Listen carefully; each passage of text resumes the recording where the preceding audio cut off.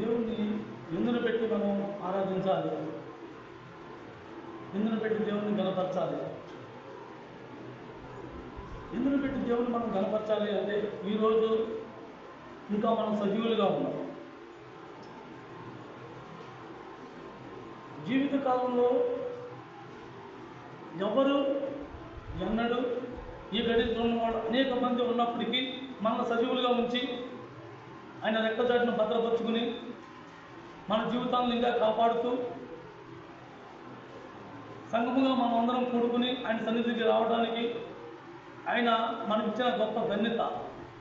అవకాశం ఉండి దేవుని సన్నిధి అందుబాటులో ఉండి దేవుణ్ణి గైకొనలేక దేవుని మాటను అనుసరించలేక అనేక మంది తప్పిపోయిన వాళ్ళు ఉన్నారు. ఇంకా ఆయన సంకల్పం చొప్పున ఆయన ప్రేమను పెట్టి మనం ఇంకా సజీవులుగా ఉండి ఈరోజు ఆయన పాదాల కాడ మనం కూర్చోవడానికి మనకు మంచి సమయం ఆయన ఇచ్చినందుకు ఆయనకి ఎంతైనా కృతజ్ఞత కలిగి ఉన్నాం. ఆరాధన అనేది ఆదివారం వచ్చి 4 మాటలని 2 పాటలు పాడుకుని కాను చేసుకునేది కాదు.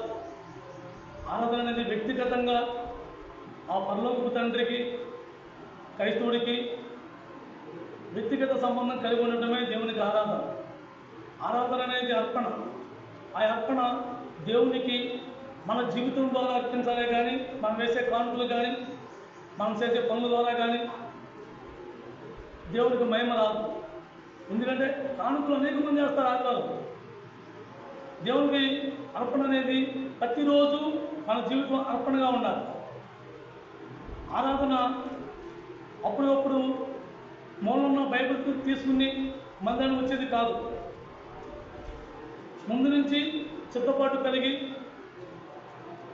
ఎప్పుడైతే ఆదివారం మధ్యాహ్నం మనం మందిరం నుంచి బయటకు వెళ్ళామో ఆ రోజు మధ్యాహ్నం నుంచే మనం చిత్తపడుతూ ఉండాలి.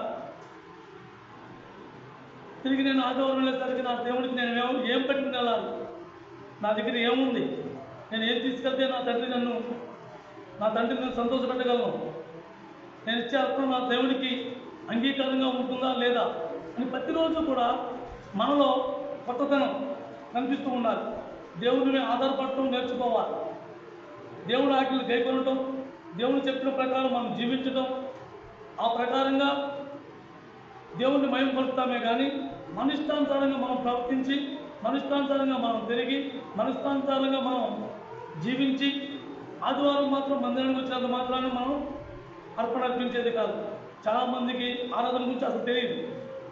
ఆరాధన అంటే మందిరానికి వెళ్ళి ఆదివారం మందిరానికి వెళ్ళి పాటలు పాడుకుని కానుకలు అది ఆరాధన అనుకుంటారు. కానీ అసలు ఆరాధన అంటే ఏంటి? యేసుక్రీస్తు ప్రభు తన జీవితాన్ని ఎలాగైతే దేవునికి అర్పణగా ఇచ్చి ఆయన మహిమపరిచాడో అది ఆరాధన. అట్టి ఆరాధన మనం కూడా ఎప్పుడైతే మనకు చేతనైన బట్టి మనం చేయగలిగింది మనం ఎప్పుడైతే దేవుని కోసం ఎంతో కొంత నేను మారి చూపించాలి, నా ప్రభుకి నేను అంగీకారంగా జీవించాలి అని తపన మనలో ఉన్నప్పుడు మనమైతే జీవించలేము. యేసుక్రీస్తు ప్రభులాగా మనమైతే జీవించలేము. కానీ దేవుడు మనకు ఒక అవకాశం ఇచ్చాడు. ఆ పరిశుద్ధాత్మను మనం పొందినప్పుడు, ఆ పరిశుద్ధాత్మ అభిషేకం మనలో ఉన్నప్పుడు ఆ యేసుక్రీస్తు ప్రభులాగా జీవించే అవకాశం మనకు కూడా దక్కుతుంది. కాబట్టి మనం ఆ అభిషేకం కోసం, ఆ పరిశుద్ధాత్మ కోసం మనం ప్రార్థించాలి. కానీ లోక సంబంధమైన వాటి గురించి కాదు. లోక సంబంధమైన అయితే దేవుడు ముందుగానే మనల్ని సిద్ధపరిచాడు. మానవుడిని సృష్టించక ముందే మానవుడికి కావాల్సిన ప్రతి అవసరానికి ఏది అవసరమో, ఈ భూమిని జీవించడానికి భూమి అవసరం, ప్రకృతి కోసం ఆకాశం అవసరం, మనకి తినడానికి మన శరీరానికి కావాల్సిన సమస్తము ఆయన సమకూర్చి ఉంచాడు. వాటి గురించి అయితే మనం పాపులాడవసరలా. మన ప్రయాసం అంతా దేని గురించి ప్రయాసపడాలి? ఆ దేవుని ఆత్మ పొందడానికి, దేవునితో కలిసి జీవించడానికి, దేవుని యొక్క ఆత్మ మనం పొందడానికి మనం జీవించాలి. దానికోసం దేవుని దగ్గర పాపులాడాలి. ఆరాధన అనేది వర్తమానం చెప్పుకుని దేవుని ఆరాధించేది కాదు. ప్రతిరోజు దేవుని కోసం మనం జీవించడమే దేవునికి ఆరాధన. వర్తమానం ఏంటంటే మనం ఏ సందర్భంలో తప్పిపోయామో, ఏ సందర్భంలో దేవుడికి దూరంగా జీవించామో, ఏ సందర్భంలో దేవుడిని నిర్లక్ష్యపరిచామో అవి మనం జ్ఞాపకం చేసుకోవడానికి, ఆ ప్రకారంగా మనం వాటిని సరి చేసుకోవడానికి వర్తమానమే. కానీ వర్తమానం అనేది నాలుగు మాటలు చెప్పుకుని దేవుడిని స్తుతించాలనేది కాదు.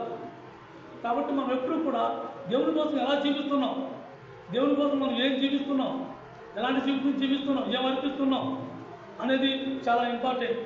దాన్ని మనం చాలా శ్రద్ధగా గ్రహించుకుని ఉండాలి. ఆ గ్రహింపు లేనప్పుడు మనం మందిరానికి వచ్చినాము అంటే ఇంట్లో కూర్చున్నావు. కాబట్టి మనం ఎప్పుడు కూడా గ్రహింపు కలిగి ఉండాలి. దేవుని కోసం నేను ఏం జీవిస్తున్నాను, దేవుని కోసం నేను ఏ విడిచిపెట్టుకున్నాను, దేవుని కోసం నేను ఎలా జీవిస్తున్నాను, నా ప్రభుకి నా జీవితం అంగీకారమా కాదా అనేది ప్రతిసారి కూడా మనం డోక వేసుకుంటూ ఉండాలి. 103వ కీర్తన పేజీ నెంబర్ 505. 103వ కీర్తన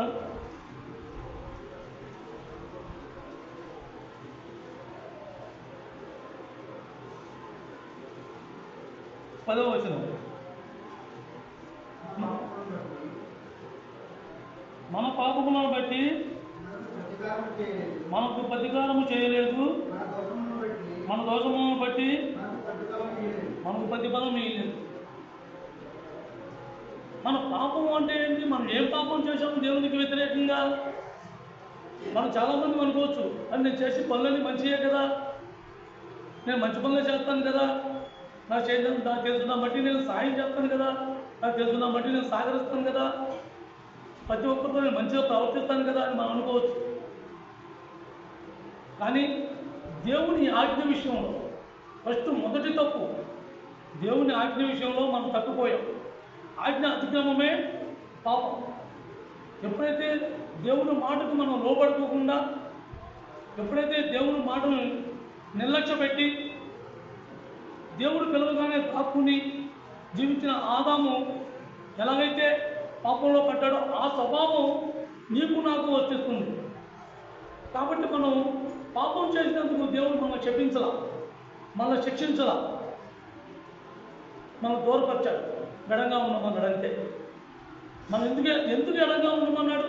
మనం చేసిన తప్పిదం మనకు గుర్తెరిగి దాన్ని సరిచేసుకుని పశ్చాత్తాపడి ఆ దేవుని సన్నిధిలోకి వచ్చి, అయ్యా నన్ను క్షమించు నాయనా, నేను తప్పు చేశా, నీకు వ్యతిరేకంగా నేను పాపం చేశా అని పశ్చాత్తాపం పడి ఆయన సన్నిధి చేద్దామని ఆయన మనం విడిచిపెట్టాడే కానీ మనల్ని ఎవరిని కూడా శిక్షించలేదు, అలాగని మనల్ని శిక్షించలేదు.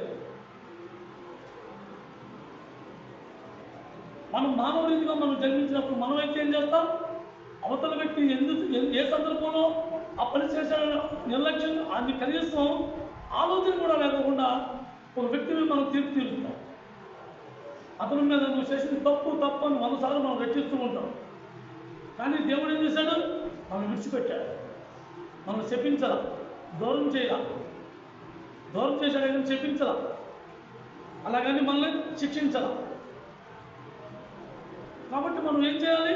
ఎప్పటికప్పుడు మనం ఏది చేసినా సరే, ప్రభువా నీకు అంగీకారంగా ఉందా, నాయన నాలో లోపం ఉంటే చెప్పు, నేను సరిచేసుకుంటా, నువ్వు పశ్చాత్తాపం కలిగి ఉండాలి. దేవునికి ఆరాధన అనేది మన పశ్చాత్తాపం కలిగిన జీవితమే దేవునికి ఆరాధన. మనం పశ్చాత్తాపం కలిగిన జీవితం జీవించడమే దేవునికి ఆరాధన. ఒకవేళ అవతల వ్యక్తి తెలియక తొందరపాటున ఏదైనా అన్నప్పుడు మనం ఏం చేస్తాం? నన్ను ఎందుకు అన్నాడు, నన్ను వాళ్ళు ఎందుకు అన్నారు, నేనేం తప్పు చేశాను, నేనేం నేరం చేశాను, నేనేం పాపం చేశాను అనే ఒక స్వభావం మనలో పుడుతూ ఉంటుంది. కానీ ఎప్పుడైతే అలాంటి సందర్భం మనకు ఎదురైనప్పుడు, ఏది ఏమైనప్పుడు నేను కూడా నిర్లక్ష్యంగా ఉన్నాను, లేకపోతే ఆ వ్యక్తి నన్ను ఎందుకు అంటాడు, తను నన్ను ఎందుకు అంటుంది అని ఒక మనస్తాపం మనలో ఎప్పుడైతే వచ్చిందో ఇరువురికి సమాధానం పరచబడతాం. మన దేవుడు ఎవరు? మన ప్రభు ఎవడు? సమాధానకర్త. ప్రతి విషయంలోనికి ఒక సమాధానమై ఉన్నాడు. దేవునికి మనకు సమాధానం లేనప్పుడు ఆయన సమాధానం పరచడానికి భూమి మీదకి వచ్చాడు. మనం సమాధానం పరిచి జీవించాలి. లేకపోతే మన పాపాలకి ఆయన ఎప్పుడో మనం శిక్ష విధించేవాడు. మనం చేసిన తప్పిదాలకి దేవుడు ఏనాడో మనల్ని శిక్షించేవాడు. కానీ మన దేవుడు శిక్షించే దేవుడు కాదు, మనం క్షమించే దేవుడు. క్షమించి ఆ పాపం నుంచి విడిపించుకోలేకపోతే రక్షించే దేవుడు నిన్ను నన్ను. అలాంటి దేవుడిని మనం ఆరాధిస్తున్నాం, అలాంటి దేవుడిని మనం కనపరుస్తున్నాం. ఆరాధన అనేది మాటలతో చెప్పుకునేది కాదు, క్రైమ్ ఉండాలి. ఆరాధనలో క్రైమ్ ఉండాలి, చెల్లింపు, దానికి తగిన ప్రతిఫలం ఉండాలి. నోటి మాటలతో చెప్పుకునేవి కాదు ఆరాధనలు అనేవి. చాలా సందర్భాల్లో చాలాసార్లు ఆరాధన నడిపింపని కొంతమంది అంటారు, కొంతమంది అసలు అక్కడ ఆరాధన లేదని కొంతమంది అంటారు, అక్కడ ఆరాధన తీసేసాడని కొంతమంది అంటారు. ఆరాధన తీసేస్తాం ఏంటి, ఆరాధన నడిపింపు ఏంటి, ఆరాధన లేకపోవడం ఏంటి అని ఒక ఆలోచన. ఒకసారి మనం ఆలోచించి వస్తే అది ఎలా వర్తిస్తుంది మనకి. ఆరాధన అంటే తీసుకెళ్ళి పెట్టేది కాదు, మన దగ్గర ఉన్న తీసుకెళ్ళి పెట్టేది కాదు. మన జీవితమే దేవునికి ఆరాధన అయి ఉండాలి. పౌలు ఊరిని రాయగా మాట, సజీవ యాగముగా మీ శరీరాన్ని దేవునికి సమర్పించండి అని. మనం సజీవంగా మనం బతికుండగానే దేవునికి మనం అంగీకారంగా మనం జీవించడం దేవునికి ఆరాధన. ఎందుకు మనం క్షమించాడు, మన పాపాలకు ఎందుకు శిక్ష వేయలేదు ఆయన? పశ్చాత్తాపంతో ఏదో ఒక రోజు ఆయన దగ్గరికి వచ్చి మన పాపాలను క్షమించమని, మా పాపం నుంచి మమ్మల్ని విడిపించమని, ఆ పాపం నుంచి నన్ను రక్షించమని, ఆయన పాదాల కాడ మనం గోజాడతామని, ఆయన దగ్గర మనం ఎప్పుడు బతిమాలుకుంటూ జీవిస్తామని ఆయన ఒక చిన్న ఆశతో మనం విడిచిపెట్టాడు. కానీ మనం ఏం చేస్తున్నాం? దేవుడు కూడా నాకు శిక్ష చేయట్లా, నేను చేసింది తప్పు కాదు, నేను చేసింది పాపం కాదు అని మనం నిర్లక్ష్యంగా అనుకుంటూ ఉంటాం. కానీ మనం చేసింది ఏంటో మనకు తెలుసు. సాటి మనిషికి తెలియకపోవచ్చు, దేవునికి తెలుసు, నాకు తెలుసు నేను చేసిన తప్పేంటో, నేను చేసిన పాపం ఏంటో. కానీ మనం ఏమనుకుంటాం? దేవుడు నన్ను ఏమంటలేదు కదా, నాకు ఏ శిక్ష పడతలేదు కదా అనుకుంటాం. కొన్ని వారంలో దేవుడు ఈ మాట గురించి అనేక సార్లు మాట్లాడాడు. దేవుడు గురించి ఆలోచన చేయట్లా, మనం సరిచేసుకోవటం. మనం ఆ పక్కన మళ్ళీ ఆయన దగ్గరికి వచ్చి మనం పశ్చాత్తాపంతో ఒప్పుకుని దాన్ని సరిచేసుకుని ఆయన ఎంబడిస్తామని. అందుకే మనం క్షమిస్తున్నాం. మన పాపాలు మనకి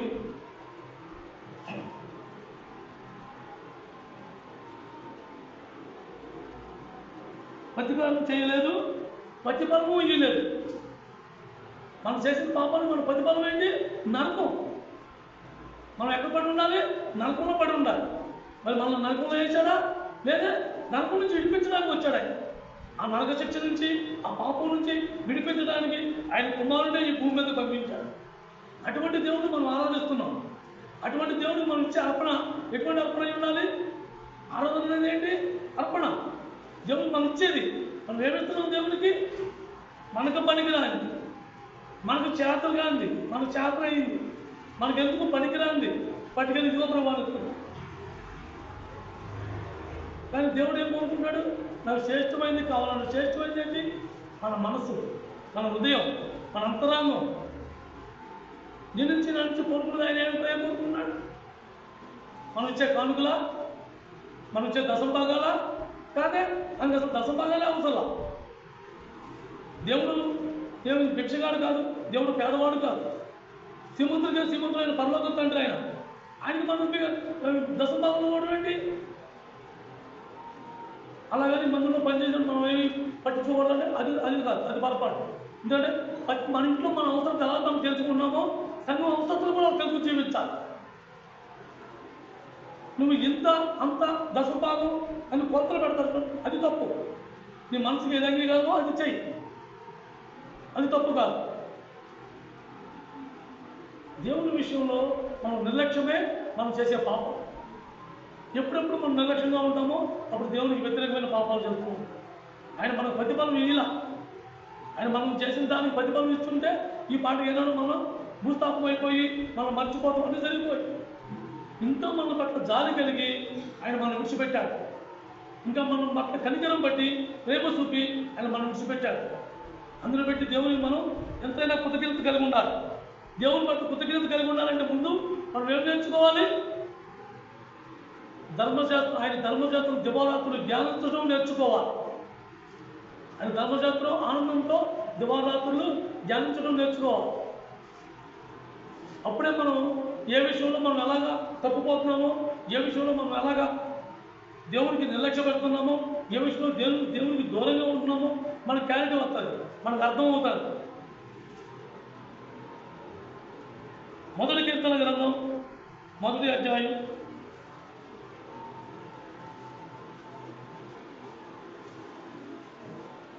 1వ కీర్తన గ్రంథం 1వ వచనం. దుష్టుల ఆలోచన చొప్పున నడువుక, పాపుల మార్గము నిలువుక, అపహాసులు కూర్చున్న చోట కూర్చునక. దుష్టుడు అంటే ఎవరు? దుష్టుడు అసలు చేసే పని ఏంటి? దుష్టుడు చేసే పని ప్రతి పని కూడా మంచిదాన్ని పాడు చేయదు. వాడి ఆలోచన అంతా కూడా దేవుడు దేనైతే మంచిగా సృష్టిస్తాడో దాన్ని పాడు చేయదు. ఆ దుష్టుడి ఆలోచనతో మనం ఉన్నామా? మన ఆలోచన కూడా దేవుని పట్ల నిర్లక్ష్యం కలిగి దేవునికి వ్యతిరేకంగా మనం గణపరచుకోవడానికి, దేవుడిని నిర్లక్ష్యపరిచి మనం పొగుడుకోవడానికి మనం ముందుకు సాగుతూ ఉంటాం. దానివల్ల మనం ఎప్పుడు ఏదైతే దేవునికి మంచి కార్యం జరుగుతుందో దాన్ని మనం నిర్లక్ష్యపరిచి దాన్ని పాడు చేసే సుబుద్ధి మనలో ప్రేరేపిస్తూ ఉంటారు. ఒక సంఘంలో ఏ కలత లేకుండా మంచిగా దేవునికి ఏక స్వభావం కలిగి ఆ సంఘం నడిచేటప్పుడు ఎక్కడొక్కడ అపవాది ట్రై చేస్తూ ఉంటాడు. అది ఎవరి బుద్ధి? పాపులు కాదు, దుష్టుడు ఆలోచన. దుష్టుడు ఆలోచన ఎటువంటి ఆలోచన? పాడు చేసే స్వబుద్ధి, దాన్ని సమస్తము కోల్పోయే స్వబుద్ధి. తను పాడు చేస్తాడు, ఆ వ్యక్తిని వాడుకున్న వ్యక్తి కూడా పాడైపోతాడు. మన ఆలోచన పాపుల ఆలోచన. పాపం ఆలోచన ఎలాంటి ఆలోచన? వాడు ఎలాంటి మాట్లాడుతుంటాడు పాపంలో ఉన్నవాడు? అది ఒకసారే కదా, మనం రోజు చేస్తామా ఏంటి? అందరం కలిసాం కదా, ఇవాళ సదస్సును పార్టీ చేసుకుందాం. సర్లే ప్రభా, ఈ ఒక్కరోజు అంటే దేవుడు ఉంటాడా? మళ్ళీ దాన్ని తిరిగట్టడానికి దేవుడు ఎంత టైం పడుతుంది? మనం ఆ జీవితంలో దాన్ని సరి చేసుకుని దాన్ని విడిచిపెట్టుకుని మళ్ళీ పెట్టుకోవడానికి ఎంత టైం పడుతుంది?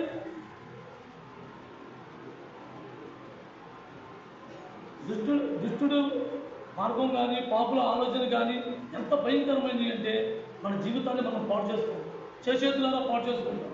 అది చాలా తిరిగిగా ఉంటుంది, చాలా మంచిగా ఉంటుంది. ఎంతో నా కోసమే ఆ వ్యక్తి పుట్టాడు అనిపించినంత ప్రేమగా ఉంటాయి మాటలు.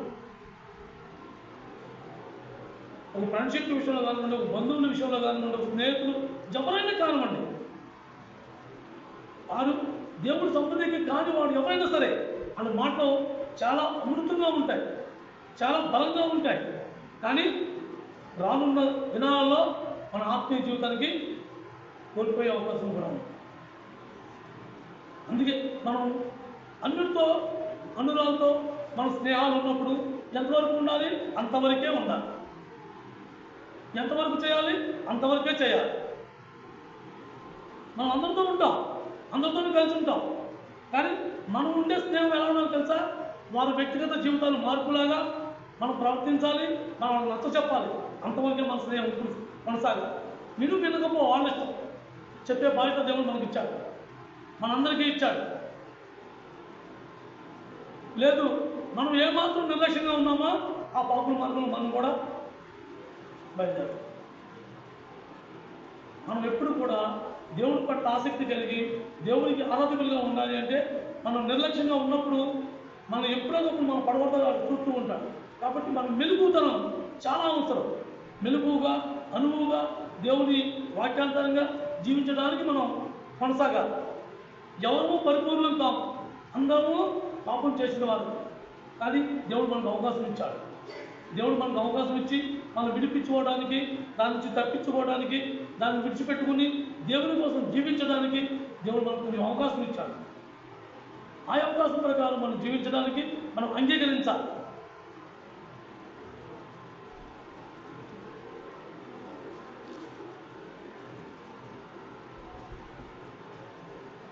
అపహాసులు అంటే ఎవరు? అవమానపరిచేవారు. మనతో ఉంటూనే మనం అవమానపరుస్తూ ఉంటారు. మనతో పాటు మనల్ని కానట్టుగా మన దేవుడిని అవమానపరుస్తూ ఉంటారు, అపహాసిస్తూ ఉంటారు. యేసు ప్రభువును అపహసించలా? నువ్వు దేవుడు కుమారుడు అయితే ఆ శిలువ నుంచి దిగిరా, ఈ నీడు రక్షించుకోవడం కానీ లోకాన్ని రక్షిస్తాడంట. అలా మనల్ని కూడా అపహసిస్తారు. రా, నువ్వు మన జీవితం ఎలా ఉందో తెలియదు. మనం పైకి వాళ్ళు ఎలా కనిపిస్తాం? ఏదో నిరుపేదలు గాను, ఏమీ లేని వారుగా కనిపిస్తూ ఉండొచ్చు. కానీ మన ఆత్మీయ జీవితంలో ఎప్పుడు మనం ఆనందానికి సంతోషానికి తోవిస్తామే తప్ప దుఃఖానికి మనం స్థానమేమో ఆ విషయం వాళ్ళకి తెలియదు. కానీ వాళ్ళు ఏమంటారు, ఎలా నీ దేవుడు అంత గొప్పడైతే ఎప్పుడు అలా ఆ పని ఇప్పుడు చేసి పని చేసుకున్నా పడకపోతే ఆగి నీ దేవుడు దమ్మిపోవచ్చు కదా, నీ దేవుడు నీకు ఆశ్చర్యవచ్చు కదా, నువ్వు మనం ఎగతాలు చేస్తూ ఉంటా. కానీ మన దేవుడైతే సమర్పద మనం పడుకోమన్నాం. మన దేవుడైతే మనం సమర్పద వల్ల పడుకోమన్నా మనం పట్టుకోసుకోవడానికి కష్టపడటం తప్పుగా. మనం ఎప్పుడు అపహాసంతో కూడా మనం కూర్చోకూడదు. వాడు మన అపహాసంతో ఉంటారు, దేవుడిని అవమానపరుస్తూ ఉంటారు. వాళ్ళతో మనం ఎక్కువగా మనం ఉన్నప్పుడు మన దేవుడిని అవమానపరిచి ఆ మాట వాళ్ళ నుండి వచ్చిన తర్వాత మనం దేవుడు మనమే అవమానపరిస్థితి అవుతుంది. కాబట్టి మనమే మెలుగు కలిగి మనమే దూరంగా ఉండాలి. రెండవ చదవండి. యెహోవా ధర్మశాస్త్రమునందు ఆనందించుచు దివారాత్రులు దాన్ని ధ్యానించేవాడు ధన్యుడు. ధర్మశాస్త్రం అంటే దేవుడు యొక్క వాక్యం. బైబిల్లో దేవునికి ప్రీతికరంగా రాసి ఉన్న ప్రతి ఒక్కటి మనం దాన్ని తీసుకోవాలి. ఒకసారి 2 సార్లు దాన్ని ధ్యానించుకుంటూ దాన్ని నెవరవేస్తూ దాన్నే మళ్ళీ దాన్ని అనుకుంటూ మా గురువు గారు అంటూ ఉంటాడు, ఆ వాక్యం శరీరంగా మారితేనే కానీ నువ్వు దేవుడికి ఆరోగ్యము కాలేవు అని చెప్తూ ఉంటారు.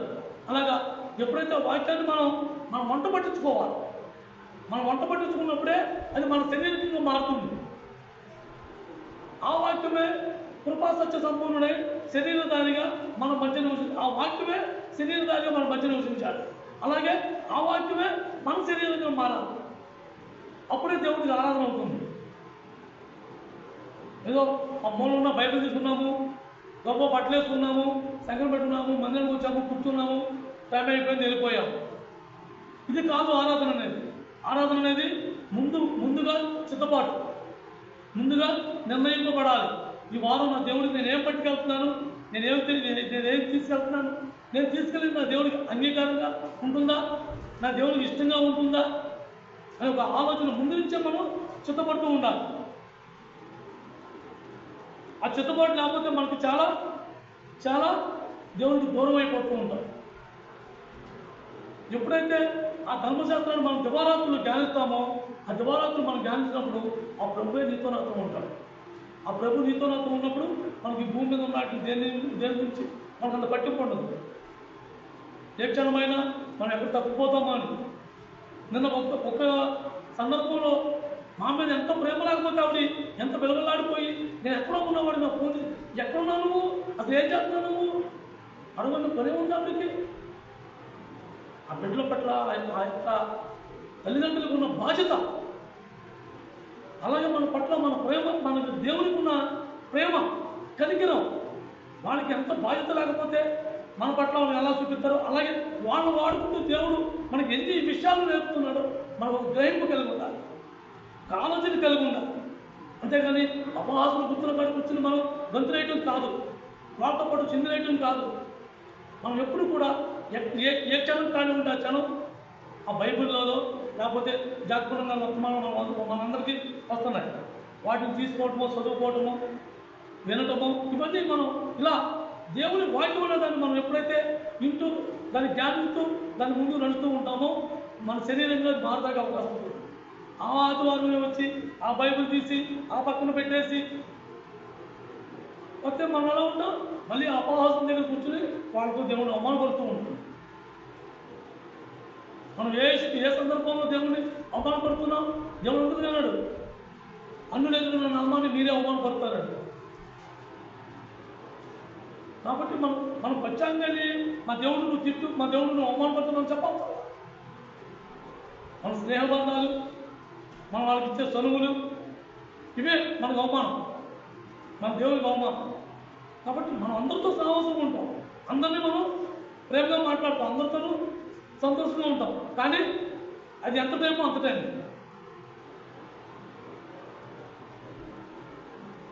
కాబట్టి మనం ఎప్పుడు కూడా ధర్మశాస్త్రం ఏమని చెప్తుందో దాన్ని దివారాత్రులు ధ్యానించాలి.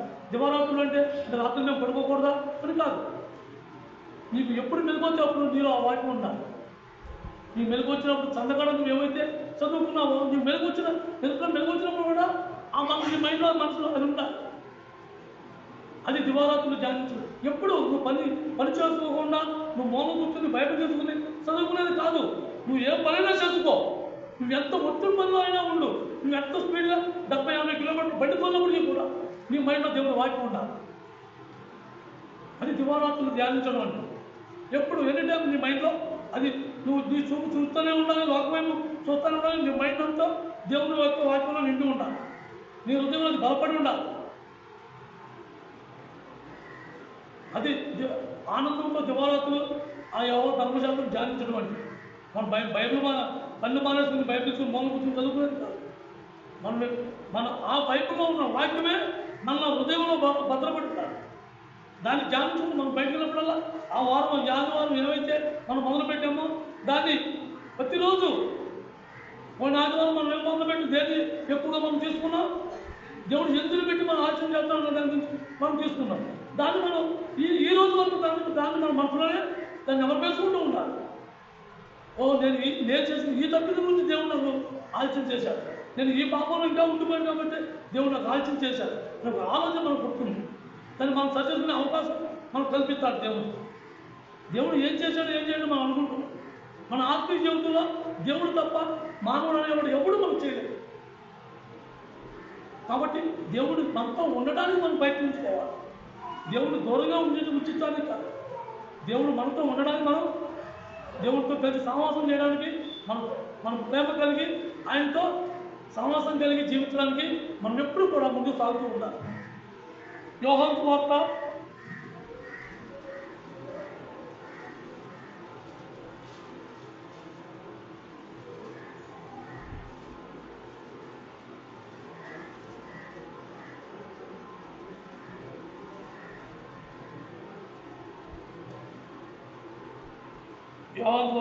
90 పేజీ నెంబర్ 96 15వ అధ్యాయం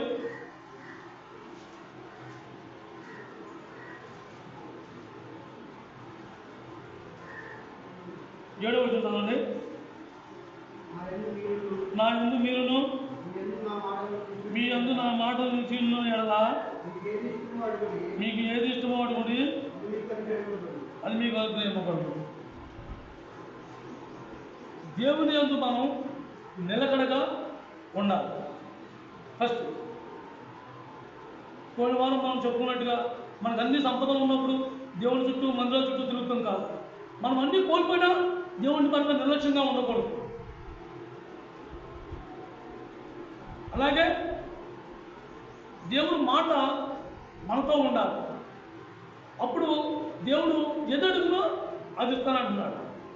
దేవుడు మాట మనతో ఉన్నప్పుడు, దేవుడితో మనం ఉన్నప్పుడు మనం ఏమడుగుతాం?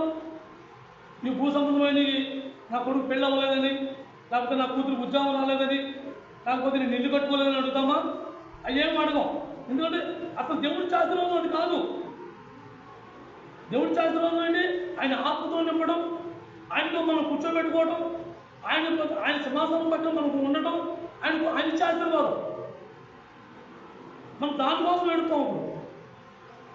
ఆయన మాట ఆయనతో మనం లేనప్పుడు, ఆయన మాట మనలో లేనప్పుడు మనం దేన్ని అడుక్కుంటాం? ఈ భూమి మీద ఉన్నాయని అడుక్కుంటున్నాం.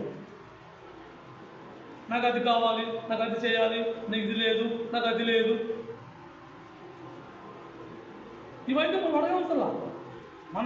మనం చాలా మంది మనం ఏమనుకుంటూ ఉంటారంటే దేవుని కృపను బట్టి దేవుడిని ఆశీర్వదించండి ఎందుకంటే అది దేవుని ఆశీర్వాదం. దేవుడు మనల్ని రావడం మనకన్నా 3 స్టేర్లు బిల్డింగ్ అంటున్నారు. మరి వాళ్ళు ఎవరిచ్చారు? నీకు ఏది అవసరమో ఆయనకు తెలుసు, మనకు ఏది కావాలో ఆయనకు తెలుసు, మనకు ఎంత ఇవ్వాలో ఆయనకు తెలుసు, ఎప్పుడు ఇవ్వాలో కూడా ఆయనకు తెలుసు. మనం గంతులేసినంత మాత్రాన్ని ఆయన ఇవ్వడం. మనకు నిజంగా అవసరం వచ్చిందో ఆయన అవసరం ఆయనే తీరుస్తాడు. కానీ మనం ఏం చేస్తాం? అయ్యో దేవా నీ ఆత్మతో నింపబడతానే కానీ నీ జీవితం నీలాగా నేను జీవించలేకపోతున్నాను, నువ్వు కోరుకున్న జీవితం నాలో లేదు. ఎంతకాలం ప్రభు, ఎంతకాలం లాగే జీవించనా? ఒక పక్క చూస్తే నీ రాజ్యం వచ్చే సమీపించిందని నువ్వు 10 పక్షాలు హెచ్చరిస్తున్నావు. నేను ఎప్పుడు జీవించాను? నేను ఎలా జీవించను? నేను ఎప్పుడు నీతో ఉండను? నేను ఏమి నిర్ణయించుకోను? నేను ఏం తీర్మానించుకోను? దేన్ని జరుగుతులేనే నాలోనే. అది నువ్వేం చేస్తే నేనేం చేస్తే నీ ఆత్మతో నన్ను నింపుతావు, నేనేం చేస్తే నీకు దాసుడిగా నేను ఉంటాను, నేను ఏం చేస్తే నేను నీ స్నేహితుడిగా నీతో కలిసి నేను జీవిస్తాను, నువ్వు నాతో ఉంటానంటున్నావు, నువ్వు ఎప్పుడు ఉంటావు అనే ఒక తప్పన మనలో ఉందా? ఉంటే ఖచ్చితంగా దేవుడు మనతో ఉంటాడు. దేవుడు మనతో ఉంటాడు. ఎంతో వచ్చి కూడా చూడండి,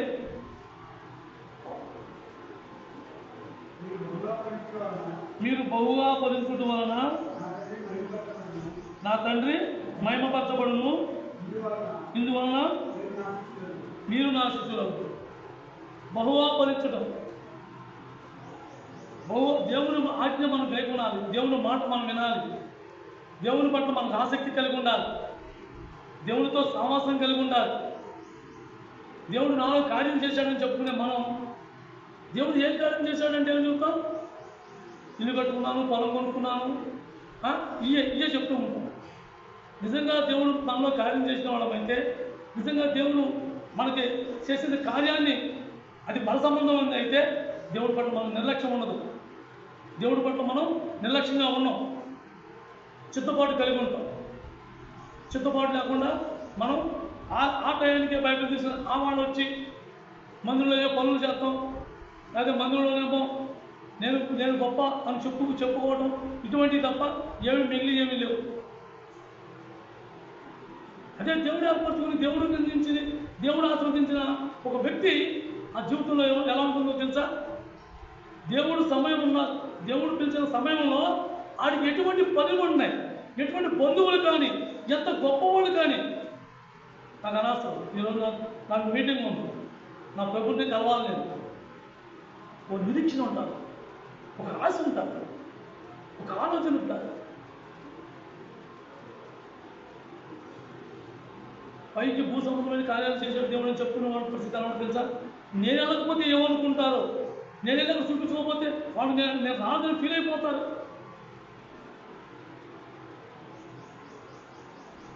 దేవుడు మందిరానికి వచ్చేటప్పుడేమో అప్పటికప్పుడు బైబిల్ తీసుకుని బట్టలేసుకుని వచ్చేస్తామా? అది ఒక పెళ్లి వివాహానికి మనం వెళ్ళాలనుకున్నప్పుడు వాళ్ళు ఒక వారం రోజులు, ఒక 5 రోజులు, 10 రోజులు మన ముందు కార్డో కవరో చెప్తారు. అప్పుడు మనం ఎలా ఆలోచిస్తాం? ఏం బట్టలు కట్టుకోవాలి, ఏ టయానికి వెళ్ళాలి, అక్కడ వెళ్ళి ఎవరిని కలుసుకోవాలి, ముందుగానే ఎన్ని సిద్ధపాటు.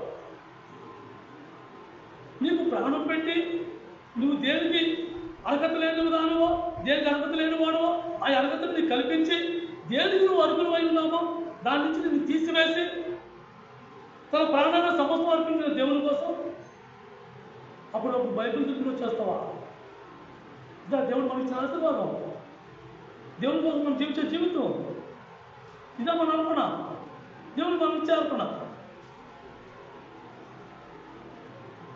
ఒక ఫంక్షన్లకు ఉన్నంత టైము దేవుడికి ఇవ్వడానికి లేదు, ఒక పెళ్ళిళ్ళకి వెళ్ళే టైము దేవుడికి ఇవ్వడానికి లేదు, ఒక స్నేహితులతో కలిసి తిరిగే జీవితం దేవుడికి ఇచ్చే టైం లేదు. దేవుడికి అతి తక్కువలో తక్కువ మనం అంతా కూడా ఆదివారం అంతా 2 గంటల సేపు దేవుడికి ఇస్తున్నాం. అంటే వారంలో ఎన్ని గంటలు? రోజుకి 24 గంటలకి వారానికి ఎన్ని గంటలు? మనం ఇచ్చిందంతా మనకు మాత్రం దేవుడు మొత్తం ఇచ్చేవాళ్ళు, తక్కువ ఇచ్చేయాలి. అందుకే దేవుడి మాట మనలో లేనప్పుడు, దేవుడి వాటిని మనలో లేనప్పుడు మనం దేవునికి దూరం అయిపోతామే కానీ సన్నిహితంగా ఉండలేము. దేవునికి మనం అర్పించే అర్పణ అది అర్పణగా కాదు. మనకు నచ్చినట్టు మనకు నచ్చని దేవుడికి తీసుకొచ్చి పడేస్తాం, కానీ దేవుడికి నచ్చింది మనం ఇవ్వలేకపోతున్నాం. మనం మనసుని కనపరిచే వాళ్ళగా ఉన్నామే కానీ దేవుడిని కనపరిచే వాళ్ళగా ఉన్నామేమో మనమే చూసుకోవాలి, ఎవరికి వాళ్ళు చూసుకోవాలి. ఎందుకంటే ఎవరికి మనం తీర్పు తీర్చకి మనకు ఎవరికి అధికారం లేదు. యేసుక్రీస్తు ప్రభువే నేను ఈ భూమి మీద ఎవరికి తీర్పు తీర్చడానికి నేను రాలేదని చెప్తున్నాను. మనం ఏ పాటి వాళ్ళు కాబట్టి మన జీవితంలో మనమే ఎక్కడ తప్పిపోయామో, ఎలా తప్పిపోయామో చూసుకోవాలి. చిత్తపాటు అనేది ఆత్మీయ జీవితంలో చిత్తపాటు అనేది చాలా అవసరం, మెలుగు కలిగి ఉండాలి. సామెతల గ్రంథం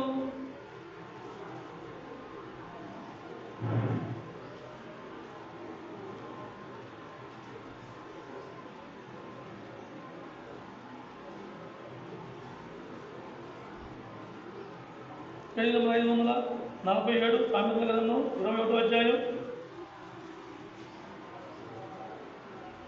27వ వచనం.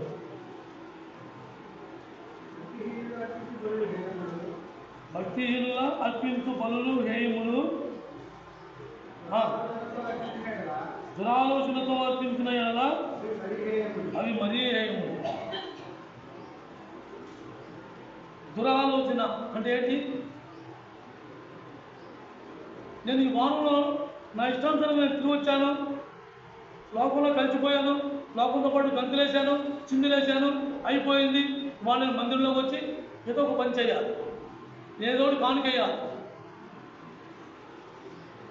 ఇది దేవునికి మెప్పు కాదు, ఆయనకి అసహ్యం, హేయం. ఎంత తేలిక తీసేసి ఉన్నాం మనం ఏదో మనం దొరికిచ్చేస్తున్నాం, మనం ఏదో చేసేస్తున్నాం, దేవుడి కోసం జీవించేస్తున్నాం అని మనం అనుకోవచ్చు. కానీ దేవుడు మన ఎలా తీసి పడేసేద్దండి మనం గ్రహించుకోవాలి. దేవునికి ఇష్టమైంది ఏంటి? మనం ముందుగానే చిత్తపడి, ఆయనకి చిత్తపాటు చాలా అవసరం. ఆయనకి నిర్ణయించుకున్నది ముందుగానే నిర్ణయించుకుని చిత్తపడి ఆ చిత్తపాటు జీవితం తేవటమే ఆయనకి అర్పణ. అసమ్మతిగా దేవుడి మందిరం కూర్చుని వెళ్ళిపోయేది కాదు. మనం ఎవరిని ఆరాధిస్తున్నాం? చెక్క విగ్రహాలను, రాతి విగ్రహాలను కాదు, ఒక జీవంలో దేవుడిని ఆరాధిస్తున్నాం. నెబుకద్నెజరు రాజు అన్యుడయ్యేందుకు కూడా ఎవరాడు? జీవం గల దేవుడిని సేవించు దానియేలు. ఆయన నెబుకద్నెజరు రాజు కూడా తెలుసు జీవం గల దేవుడు అని. నీకు నాకు రోజు వర్తమానాలు విని, రోజు మాటలు విని, రోజు దేవుడు మాట్లాడుతున్నాడని చెప్పుకుని మనం ఎందుకు నిర్లక్ష్యంగా ఉంటున్నాము? దేవుడు మనకు తీర్పు తీర్చుకురా, దేవుడు ఆలోచన చేస్తున్నాడు కదా ఆయన రావడానికి. అందుకే మనకు నిర్లక్ష్యం, అందుకే మనకి నిర్లక్ష్యం. దేవుడు చేసే కార్యాలు అవి ఎంత విలువైనవో మనకు అర్థం కావట్లేదు. ఎంతకాలం అయినా ఎదురు చూస్తున్నాడో మనం గ్రహింపు రావట్లేదు. మన ప్రయాణం పెట్టేసి మనం నచ్చినట్టు మనం చేస్తున్నామే, కానీ దేవుడు నచ్చిన క్రియలు మనం ఏం చేస్తున్నామో, దేవుడికి అది అంగీకారమో కాదో మనం చూసుకోవాలి. ప్రతి ఒక్కరూ చూసుకుని దాన్ని సరిచేసుకోవాలి. ఎవరము పరిపూర్ణం కాము, ఎవరము మనం ఒక్కసారిగా మారిపోవడం కాము. అందరము పాపం చేసి దేవుడు మహిమని కనుగొనలేకపోయాం. వాళ్ళు దేవుడు కనపరుస్తున్నాడు, చూపిస్తున్నాడు, నేర్పిస్తున్నాడు. నడపడానికి ఆయన మనం నడవడానికి ఆయన చేపట్టుకుని నడిపిస్తున్నాడు. మనల్ని చంటిపిట్టలు నడిపిస్తున్నాడు, ఇంకా మనల్ని చంటిపిట్టలాగా నడిపిస్తున్నాడు, మనం విడిచిపెట్టులా. కాబట్టి మనం ఎలాంటి చిత్తపాటు కలిగి ఉండాలి? ఏబేలులాగా చిత్తపాటు ముందు నుంచి అవసరం. ఏబేలు ఎలాంటి అర్పణ తీసుకొచ్చాడు? శ్రేష్టమైన అర్పణ తీసుకొచ్చాడు. ఆదికాండం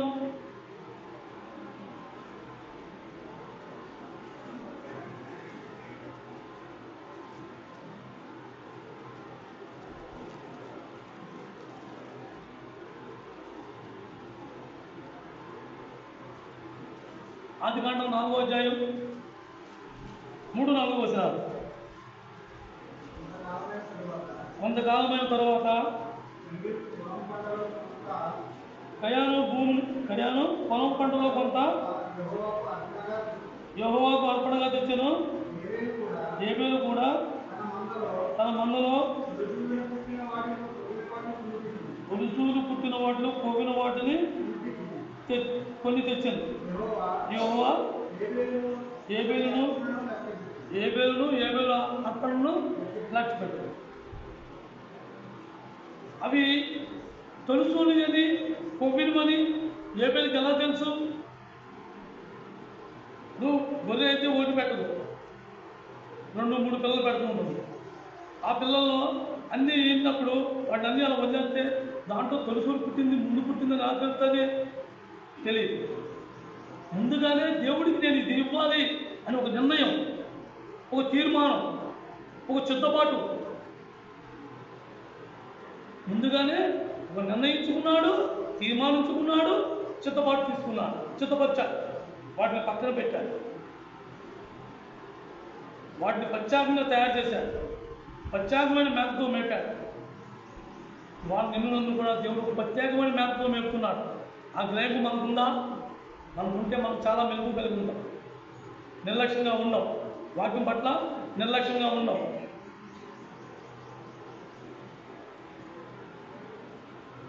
ఎప్పుడు కూడా సిద్ధపాటు చాలా అవసరం. సిద్ధపాటు లేకుండా దేవుని మందిరానికి వస్తే మనకి ఏమవుతుంది? ఇంపాట్లు వస్తాయి, ఆంబులెన్స్లు వస్తాయి. తర్వాత ఇక్కడ నుంచి నేను ఎంతసేపు ఎన్ని గంటలు నిమిషాలు చించుకున్నా ఒకటి కూడా చెవికి పట్టవు. ఎప్పుడైతే నువ్వు సిద్ధపడి వస్తావో, నా ప్రభు నా ప్రియుడు నా కోసం వేచి ఉన్నాడు, నాతో ఏం మాట్లాడతాడో అది నేను వినాలి, ప్రతి ఒక్క మాట నా చెవులో పడాలి, నేను వినగల శక్తి నాకు ఈ ప్రభు అని నువ్వు ఎప్పుడైతే ముందుగానే ప్రార్థన చేసుకుని తీర్మానించుకుని నువ్వు దేవుని సన్నిధికి వస్తావో, విన్నది ప్రతిదీ కూడా నీ మనసుకు తాగుతుంది. ఆ ప్రకారం మనం సరి చేసుకోవడానికి అవకాశం ఉంటుంది.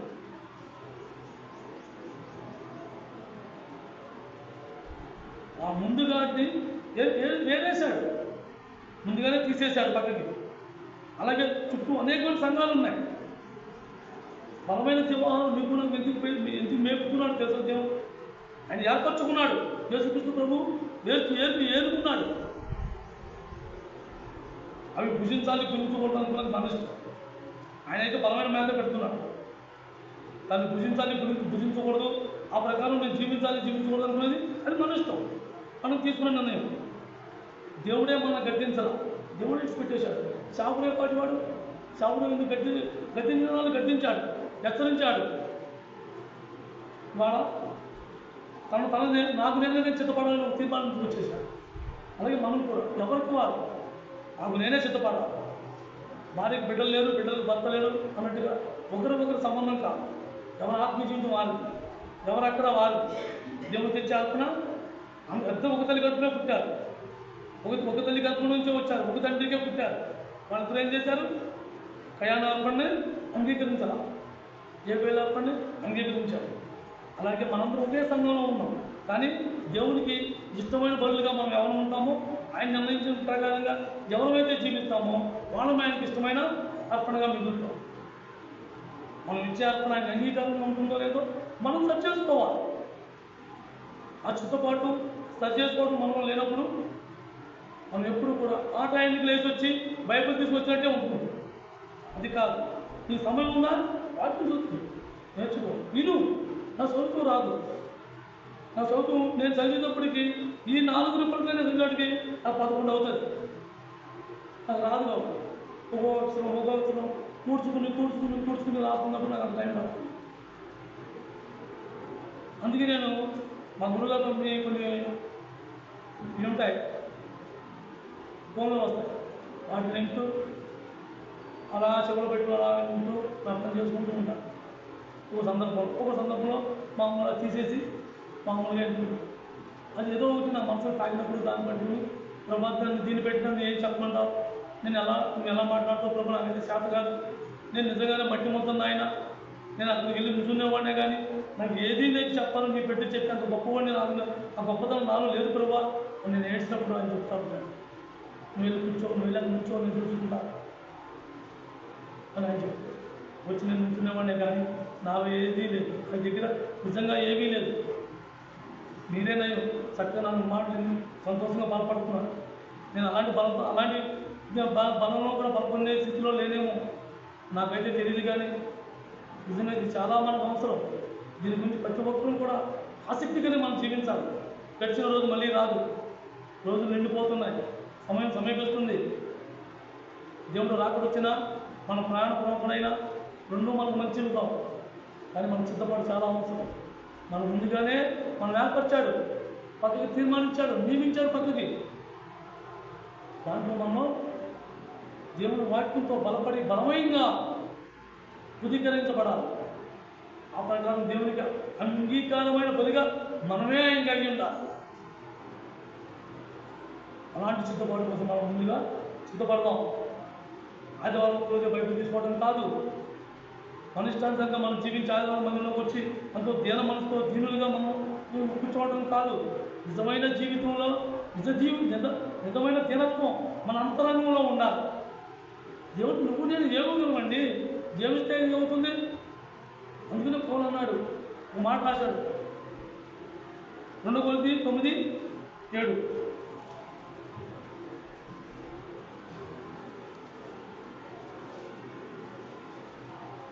పేజీ నెంబర్ 164, 2 9వ అధ్యాయం 9వ అధ్యాయం 7వ వచనం. చదువు కొనకయు బలవంతముగా కాకయు ప్రతివాడును